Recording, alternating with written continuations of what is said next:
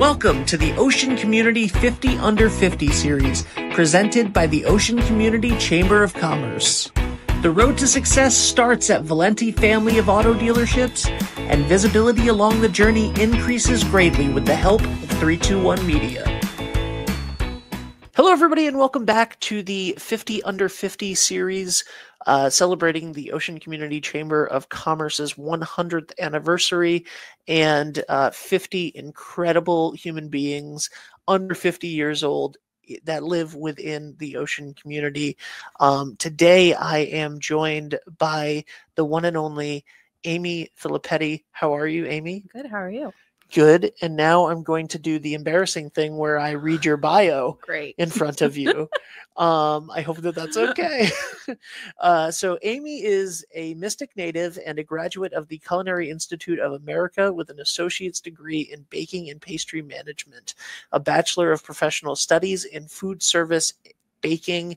And I said baking this time. I said banking when I read it to you before, and pastry arts management, and is currently pursuing a master's in wine and beverage.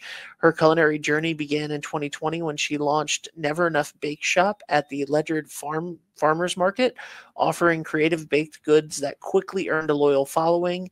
As demand for her treats grew, Aimee expanded by acquiring the Blue Squid Cafe in Mystic and rebranding it as Toast Tonic Creative Kitchen in 2023. With a focus on innovative cuisine and creative culinary concepts, Toast and Tonic blends Aimee's passion for food with a dynamic space that attracts both loyal fans and new customers.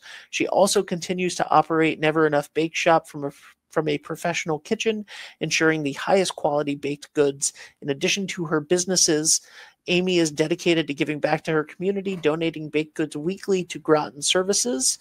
Aimee's hard work and entrepreneurial spirit have not gone unnoticed. She was awarded a business grant from the Women's Business Development Council in 2023 and was named the SBA Young Entrepreneur of the Year in 2025. Through her dedication to both her craft and community, Aimee continues to push boundaries, ensuring her businesses thrive and evolve in the ever-changing culinary world. Aimee, thank you for being here. How does it feel to have all of that read back to you? It's crazy. Sometimes you forget everything that you've done. And it's been 5 years. It'll be 5 years since we bought Blue Squid. And I don't know, time just flies and you forget everything that happens in between sometimes because your day is just so crazy. Yeah. Yeah. What started you on this journey? I've always liked baking. I mean, I baked with family. Food's always been a big part of growing up. And then high school came around and there wasn't really a question of where I was going to go to college and what I was going to do. You always knew you were destined for the CIA. Yeah. My whole family, they're all accountants, finance people. And that's just you said banking. And I'm absolutely not. Definitely not. So yeah, my uncle's a graduate of CIA as well. So food definitely runs in the family. But yeah, I did CIA and that was great and learned a lot. And you learn a lot about the pressures of the business, and they really don't sugarcoat it either, which is great. That's a funny, yeah, pun not intended. Yeah. So that's kind of just it's just where I grew up, and I don't know. I never really I'm always if this doesn't work out, what else would I do? And I don't know what I would do. Well, the world needs talented bakers because we all have sweet tooths. Yeah. And it's and you say baking is something that's fascinating to me because it is both an art and a science. I cannot bake to save my life. I am a decent cook because cooking is improvisation. Yes. And if you try to improv while baking, you're going to ruin things as I do. So I've ruined many things because I'm oh, I don't have that. I'll just switch this out. I do it all the time. I'm I feel like I'm a little away from the norm of the very cookie cutter baker. I'm oh, maybe let's try this. And sometimes it works and sometimes it's a total flop. Yep. That's the fun of it though, right? Yeah. So, okay. So you went to CIA. you graduate, you're now going for wine and beverages and like what was it like to take your passion for baking and turn it into a career? From like where I am now to where I was when I graduated December of 2016, and then I moved to Florida and I worked at like a big hotel production kitchen. Like, I mean, well, I said like the CIA doesn't sugarcoat it. Like school and the workforce is also like very different at the same time, because you're repetition, like with any job, it's a lot of repetition. You're doing most of the time, you're doing the same thing every day. Early hours or late hours. I went never liking making bread. And then my first job out of school, I'm getting up and working at 3 a.m. and doing the overnight shift by myself. And I was just like, what is this? I didn't think I was going to have to do this. Like I thought you got to pick and choose almost a little bit, but that quickly changed. And then even like I went to CIA because I went for baking. Like I was like, I'm not going to be a cook. I don't want to do that. Like that's way too high pressure. Turn around 4 years and now I'm opening a full restaurant and I'm like, I don't know what I'm doing like at all. Worked the line for the first day ever in my life. I'm like, this is crazy. And for 4 years, I was working the line on and off. And then all of a sudden I'm a cook making menus. And then I found the love for that. So like the culinary world is like a huge umbrella. There's so many different things that fall under it. Yeah. And I feel like I've just been like lucky to find different niches and passions that I enjoy and let it be able to kind of all be under the same umbrella. And especially like we got our liquor license because Blue Squid didn't have a liquor license. And then we got our liquor license in 2022. And then I found like the passion for like that creative side. And then wine's always been a big part of like family and friends as well. And so like I found the passion for that. And then deciding to go back to school for that was just like a whole other. And this time going back to school while having businesses. How's that? It's hard. Yeah. Like, it's hard. I'm like on top. I mean, when I decided when it was an idea, it was floated out in the world. I had like pretty much like a full staff. We were doing great. And then, I mean, the industry, you're always ebb and flow and turnover and everything. And then I started school that September of 23. I mean, thankfully most of it's online. And then all of a sudden I have like no staff. And not only I'm like rebranding, reopening a restaurant, going back for my master's, and now I have no staff. And I'm like, all right, like you just got to make it work. Yeah. And you learn to like what your priorities are. And like, I'm so close to graduating in August. And I mean, we've been thankfully so busy the last, like we had decent winter, which is sometimes unheard of, which is great for the business. But then you're working 7 days and you're right. Like, when do I do this homework? Like, when do I write these 7 pages week after week? So, it hasn't been easy. And I don't know if I would change. I mean, some days I'm like, I wish I never did this, but I then realized that the reason why I'm thinking that way is because my business is flourishing so much. And like, then I'm like, that helps me push it through.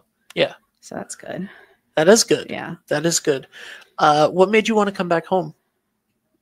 Like when I graduated, it was it was probably like the beginning of when like Mystic started to take off more on the food scene. And so I was like, there's not like, I didn't know if I wanted to work at the casinos. I thought maybe something smaller. And I think I always knew that I would want to come back. But Florida was also kind of like a second home for me. We had a vacation house down there, and like, so I grew up going down there a lot. I did my internship down there at Disney. So it was kind of like the next best thing being away, but also being home. So it's still like a good stepping stone. But I mean, Orlando, it's so big. It's so spread out. It's like there's the city of Orlando and then there's like Orlando. So like, it's just like no small, it's just not like small town. Like my family was all up here. I missed being like around them all the time. And my job was in the process of a little bit of a turnover. While I did really like that job, I also wanted to see if I could do something more with my career to be able to make like not have it be a lateral move. So I ended up moving back, and I mean, like, I think it's probably one of the best decisions I've ever made. I don't know if I would be happy down there. And I mean, seeing where Mystic is now compared to where it was in 2016 is crazy. Yeah. And I mean, it just keeps growing. It keeps getting awards. There's great restaurants, bakeries, everything around that. People come for the food. Yeah. So it's a great place to have a business. It's crazy. And, you know, like you can do a pub crawl, but instead of a pub crawl, you could go eat a delicious, like there's, somebody that was coming to a vacation in Mystic would need to stay for 3 weeks to try to get to as many restaurants as possible. Absolutely. Why the rebrand? Buying Blue Squid, which was a company that was around for many, many, many years, had a great loyal following.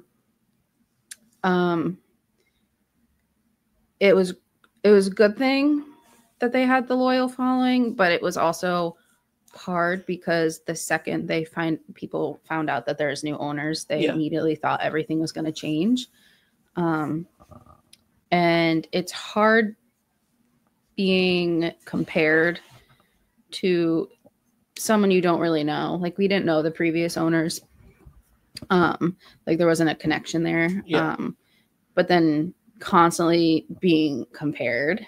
But then also needing, like, we had to change some things. I mean, they had the same menu the whole time.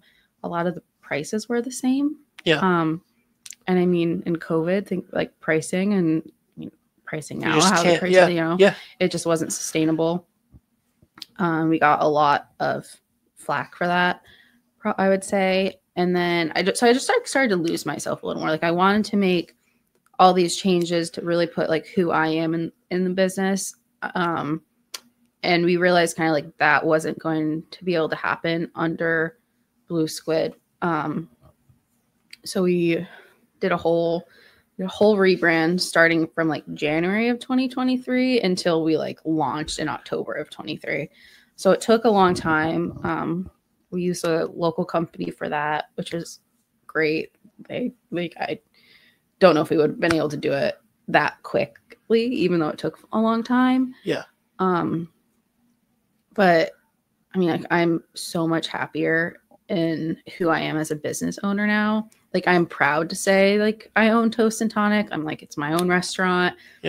I love the menu. I love, like, I'm serving tables now. I love talking to people about the menu. When they have questions, I think like one of my favorite things is probably like they're like, are you sure like that's right? And I'm like, yep, I'm like, I promise. I'm like, I did this menu. Like, I know it. Because they don't realize that I'm the owner, which is kind of fun.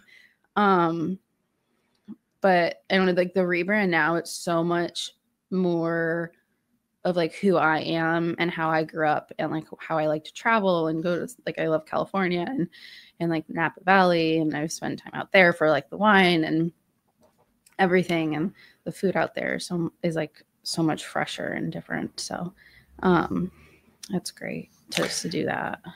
I'm looking at your website right now and everything looks so delicious. I am so hungry now. I shouldn't have done this. Why the name Toast and Tonic? So it's, a lot of people ask me that. And when we were like part of the rebrand, we just answered like a ton of questions, like bio questions and what do you like? What don't you like? Blah, blah, blah. And so one of the names that they had suggested was Toast and Tonic. And I love gin. Like gin's a big thing. So I was like, okay, that works with like the tonic part of it. Cause like that's also like that's me and that's who I am. And then obviously there's so many different like, like toasting beverages and toast, like breakfast toast. So it like works that, we're like a breakfast and lunch spot. Yep. And then growing up, my grandmother always called grilled cheese toasted cheeses. Aww. So grilled cheese was like a huge menu item. Like that was Blue Squid, was like the grilled cheese. And so we didn't want to get rid of that. So we just changed the name and we're like, that works too. So it's like it's kind of like an homage to my grandmother with the toasted cheese on the menu. Aww. Yeah, that's still the grilled cheese that Blue Squid had. But I love that. Yeah. So it just, when we saw that name given to us, like though while we didn't personally like create the name, like it definitely like fit. That's great. Yeah. I love that. And I love the homage to your grandmother. Yeah. There's a font called Alice that I hide in a lot of stuff that I do because my grandmother's name was Alice and I like the font. So I put it in a lot of stuff, but I just never tell anybody about it. But it's like a private, it's just a little thing. Homage. Yeah, I think that's fantastic. That's so cool. What about the Never Enough Bake Shop? Like the name? Yeah. Well, just in general. Just like in general? tell me about it. So when well, the name started like where my parents live. My mom and I were walking around downtown, and they live by a marina. And I knew I wanted to figure out a name because I think before my Instagram was just like Chef Aimee or something like that. I was like, if I want to really start like a brand, I was like, I don't want my name on there. Like I really wanted to be something else. And so we were walking around the marina, and there was a boat called Never Enough. And like, I kind of like looked at my mom, like my mom looked at me, and I was like, wait, that works. I was like, I'd like that. And then, I mean, it's a very short walk, like from around the marina to where they live. And by the time like we got home, and then like my thoughts are just flowing, and I was just like, okay, Never Enough Bakery, Never Enough, like all like the taglines after that. So then I started like branding that, and I did the brand that on my own. Because over COVID, I was working at a catering company. And so like instantly that was shut down. So I was already doing a bunch of like cakes and orders and like Mother's Day orders and everything out of my parents' house. And then that's when I started doing I got like my cottage food license. And what is cottage food? It's, it allows like individuals, if you fill out forms and like pay fees to, out of like certain parameters, bake and sell like legally out of your house. Okay. Yes. Yeah. So I was able to like bake everything, and then under that license, go to the Ledyard Farmers Market and sell everything. Nice. There legally, which was great. But then I like slowly started outgrowing my parents' kitchen, and I was like baking really late, and they're like, okay, like, come on, get out of here. I was like, I had my own apartment out in Rhode Island, but I was like, I don't want to be alone. I'm not going to work. It's COVID. Like, I want to be around people. So I took over their house. Yeah. They would have like a floating like bakery rack in their kitchen all the time. They're like, all right, like we need to figure something out. But I didn't want to get rid of the name when we bought Blue Squid, because I was like, that's where I started. Yeah. So we made the LLC name Never Enough Bake Shop, and then hopefully, like fingers crossed, down the line, the goal is to have like a separate bakery. So I didn't want to get rid of the name anywhere. I wanted to keep it. So the bakery inside of Toast and Tonic, while we own both, we still call it like Never Enough. That's great. Yeah. Tell me about giving back. And it says here, you donate baked goods weekly to Groton Services. Tell me about that, how that started. Yeah. One of the workers came in one day and they asked if we had any leftover bread. And I was like, we don't, like on a day-to-day, we don't really have leftover bread, but I mean, I'm more than welcome to like pull baked goods that aren't good enough to sell anymore and like hold them for them. So they come every Tuesday and they pick up like a box of baked goods. And I don't know, it's just like being able to give back to the less fortunate, because like, what would we do with that product if not? Like, I don't want to throw it away. There's so much food waste already in this country and the world that, like, if you can do something about it, like, why not? I don't want, like I said, I don't want to throw away, like, staff while my staff doesn't go hungry. I mean, we feed them, like, we feed them, like, I mean, sometimes there's, there's a slower day and you can't sell a product anymore and you only have 2 workers on, like, we're going to bring home that many cupcakes, like, every day. It's just not possible. Like, I'd rather give it to other people. Yeah. But yeah, so it's just something a little extra that we like to do. Yeah. Very cool. Let's talk about the Women's Business Development Council. How was that when you were awarded the grant and then the SBA Young Entrepreneur of the Year in 2025? Like, how did those come about? So my sister sent me the grant information and it was just like, you should just fill it out. Like, why not? Like, doesn't hurt. So she helped me fill all of that out, did all like the financial info with that. And I'm very much the type of person where I'm like, oh, that would be great, but like, I doubt I'd get that. Like, what, why me? Like, why would I get that? There's probably so many other people. And then I got the phone call, like, we filled it all out, and I can't remember how many months later it is, because you're always filling out these things, and then all of a sudden you get a phone call, and I got it, and it was just like, it was such an amazing feeling because it was right in between. So we got the grant like right before, in the spring, summertime, right before we knew we were going to rebrand. So we needed more equipment, and like, it was just so nice to be able to use that awarded grant money to get like new fridges for the line. So like and then like all these new plates and new pots, new pans, all these things that we're just going to be able to help us go into this rebrand and have it be so much smoother and give like a smoother service, which then lets the customers have a smoother experience because their food's coming out faster because there's more equipment around. And like, so that was great. And then this last, I think it was like October or November, the WBDC reached out to me because they wanted to nominate me for the SBA Young Entrepreneur. And so I was on a Zoom call with them, and they told me the timeline. They're like, we're going to fill out all this paperwork, and then time's going to pass, and you probably won't find out until March.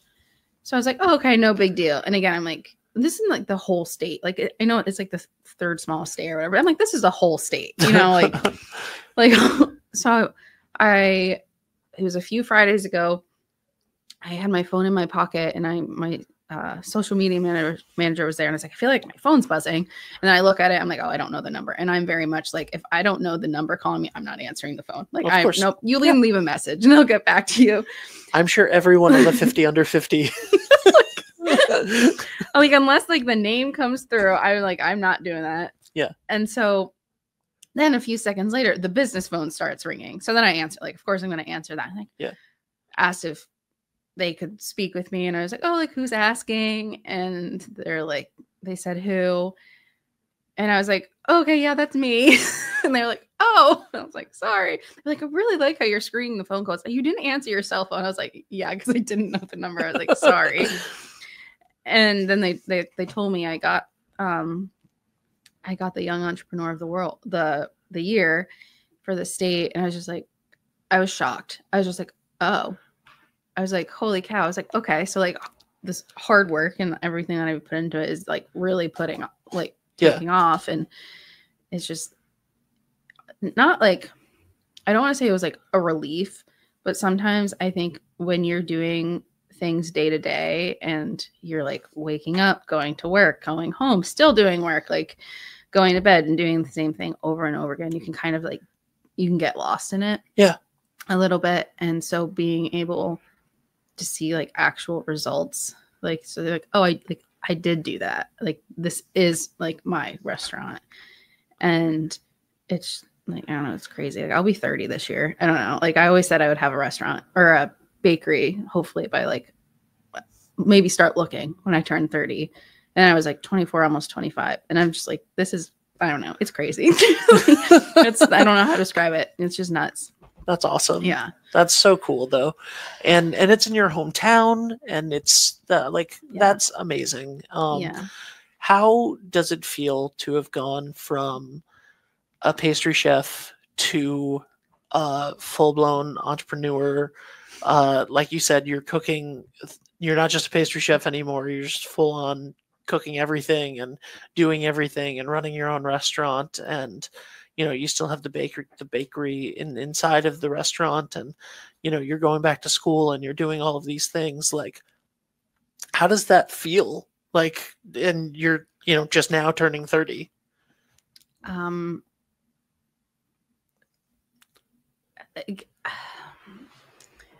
It's hard. It's kind of like hard to put into words. Like, it's very tiring, obviously, but it's like so rewarding. Yeah. At the same time. And you have to be a very like adaptable person. Like I said, like I never cooked a day like on the line day in my life.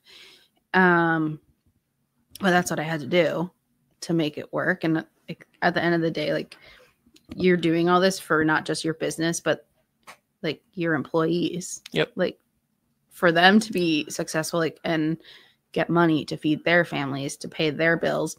Like there needs to be a successful business. If you don't have customers coming in, then like you're not getting money, and it's just right. Like a hamster wheel.